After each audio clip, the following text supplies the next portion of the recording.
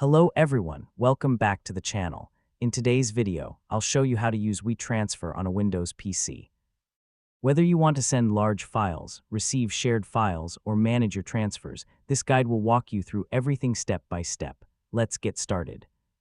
First, open your preferred web browser on your Windows computer, such as Google Chrome, Microsoft Edge, or Firefox. Go to the WeTransfer website and sign in to your account. If you don't have an account yet, you can create one in just a few minutes. After signing in, you'll arrive at the WeTransfer dashboard.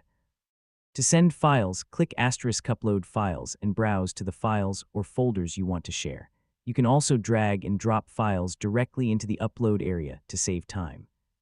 Once your files are uploaded, choose whether you want to send them by email or create a shareable download link. If you're using a paid plan, you can also enable features like password protection and set an expiration date for extra security before sharing. If someone sends you a WeTransfer link, simply open the link in your browser and click Download*.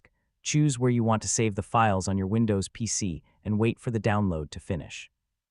You can also visit the *Transfers* section to view your active and previous transfers, track downloads if your plan supports it, or delete transfers you no longer need.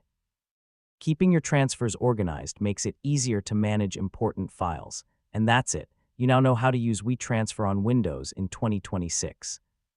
If this tutorial helped you, don't forget to like this video, subscribe to the channel, and turn on notifications for more WeTransfer tips and guides.